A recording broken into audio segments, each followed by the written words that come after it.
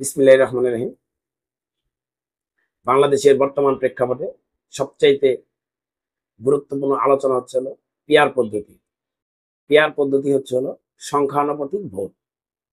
এটা সংক্ষিপ্ত রূপ হচ্ছে হলো পিয়ার পদ্ধতি। পদ্ধতিতে নির্বাচিত হলে যেই সকল সমস্যা হতে পারে সেখান থেকে আমি 5টি সমস্যা নিয়ে আলোচনা করছি। প্রথম সমস্যা যেটি আমার ব্যক্তিগত মতে, সেটি হচ্ছে হলো জনগণের সাথে একজন এমপির সম্পর্ক থাকবে না। দ্বিতীয় সমস্যা হচ্ছে হলো ভোটার জানবে না কে তার প্রতিনিধি নির্বাচিত হচ্ছে। তৃতীয় সমস্যা হচ্ছে হলো আমলা এবং ব্যবসায়ীদের হাতে রাজনীতিবিদরা জিম্মি হয়ে যাবে। চতুর্থ হচ্ছে চরমপন্থী দলগুলো বাংলাদেশের রাজনীতিতে ব্যাপক প্রভাব বিস্তার করার সুযোগ পেয়ে যাবে। পঞ্চম হচ্ছে হলো গণতন্ত্রের সৌন্দর্য হারিয়ে যাবে। আমি প্রথম যে সমস্যার কথা বলেছি, জনগণের সাথে এমপির সম্পর্ক থাকবে না।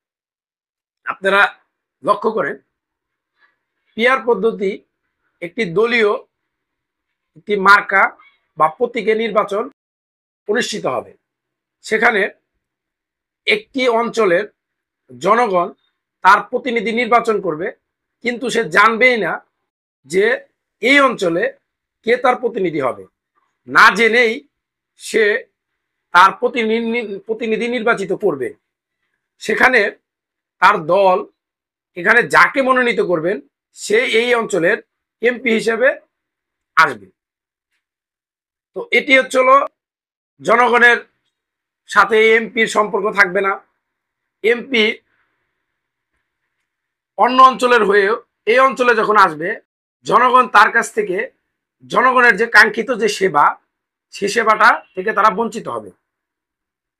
কেননা কারণ ওই এমপি বা ওই প্রতিনিধি জানেই না যে যে অঞ্চলে সে এমপি হয়েছে, যে অঞ্চলে সে প্রতিনিধি হয়েছে, সেই অঞ্চলের বিদ্যমান সমস্যাগুলো কি। কারণ সে এইখানে তার দলের নির্দেশে বা দলকে ম্যানেজ করে সে একটি এলাকায় এমপি হয়েছে। জনগণের কাছে তার যেতে হবে না, জনগণের সাথে তার কোনো সম্পর্ক থাকবে না। তৃতীয় হচ্ছে হলো আমলা এবং ব্যবসায়ীদের রাজনীতিবিদদের উপর প্রভাবটা বেশি পড়বে। এটার কারণ, যখন একটি দল সংখ্যানুপাতিক ভাবে 20টি বা 25টি আসন পাবে, সে এই আমলা এবং ব্যবসায়ীদের কাছে চড়া মূল্যে তাদের এই আসন বিক্রি করে দিবে। তখন এই আমলা এবং ব্যবসায়ীরা যখন এই অঞ্চলে বা সংসদে প্রতিনিধিত্ব করবে, তখন তারা তাদের স্বার্থটাকে প্রাধান্য দিয়ে তারা আইন পাশ করা থেকে শুরু করে সকল কিছু তাদের স্বার্থের জন্য তারা করে যাবে। কারণ যেহেতু তারা ব্যবসায়ী এবং আমলা, তারা জনগণের সাথে তাদের ওই রকম সম্পর্ক নাই। চতুর্থ হচ্ছে হলো চরমপন্থী এবং আপনার পাহাড়ি গোষ্ঠী এই অঞ্চলটিতে একটি বাংলাদেশ সৃষ্টি হওয়ার পর থেকে বিদ্যমান সমস্যা এখানে কিন্তু লেগেই আছে।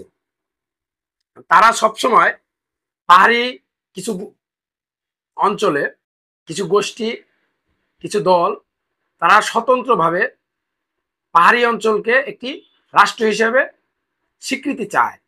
সেখানে যদি পিয়ার হয়, তাদের প্রতিনিধি যখন সংসদে আসবে, তখন এখানে বাংলাদেশের ভিতরে একটি অরাজকতা সৃষ্টি হওয়ার সম্ভাবনা থেকে যায়। মানচিত্র নিয়ে একটি ষড়যন্ত্র থেকে যায়। তো সেখান থেকে পিয়ার পদ্ধতি একটি ভুল সিদ্ধান্ত। পঞ্চমত, গণতন্ত্রের সৌন্দর্য হারিয়ে যাবে। গণতন্ত্রের সৌন্দর্য হচ্ছে জনগণ তার পছন্দের প্রতিনিধি বাছাই করার জন্য সেই যে ভোটে যাবে, সেখানে সে তার যে ভোটটা সে দিল, সেখানে কিন্তু সে তার পছন্দের প্রার্থীকে সে নির্বাচিত করতে পারবে না। একটি দল, একটি গোষ্ঠী, একটি ব্যক্তির হাতে সকল কিছু চলে যাবে। এখানে যে আমরা বাংলাদেশকে যে একটি বহুদলীয় গণতন্ত্র করা হয়েছে, এখানে যে একটি গণতন্ত্রের সৌন্দর্য রয়েছে সেখান থেকে আমরা পিছিয়ে যাব। সর্বোপরি পিয়ার হলে বাংলাদেশের মানুষ এ থেকে সুফল তো দূরে থাক, এ থেকে কোনো ধরনের সুবিধা পাবে না, বরঞ্চ এই পিয়ার হলে বাংলাদেশ একটি অকার্যকর রাষ্ট্রের দিকে পরিগণিত হবে।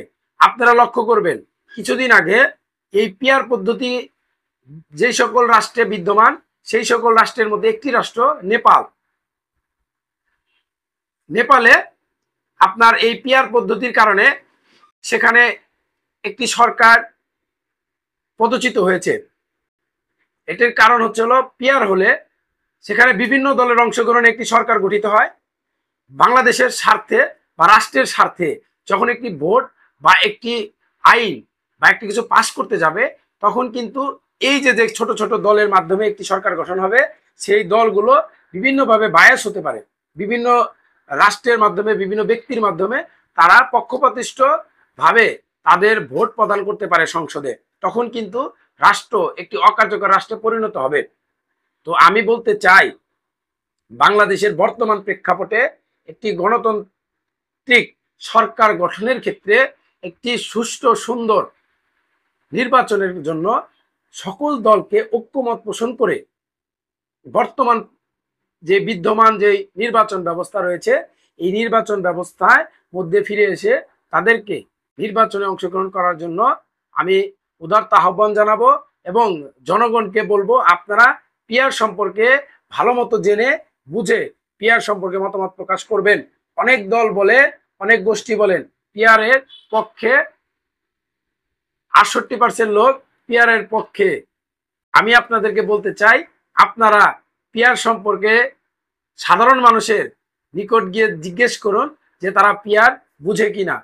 এখানে ভুল বা পক্ষপাতিষ্ঠ কোনো তথ্য দিয়ে বাংলাদেশকে বিভ্রান্ত করবেন না, বাংলাদেশের জনগণকে বিভ্রান্ত করবেন না। ধন্যবাদ সকলকে। আসসালামু আলাইকুম।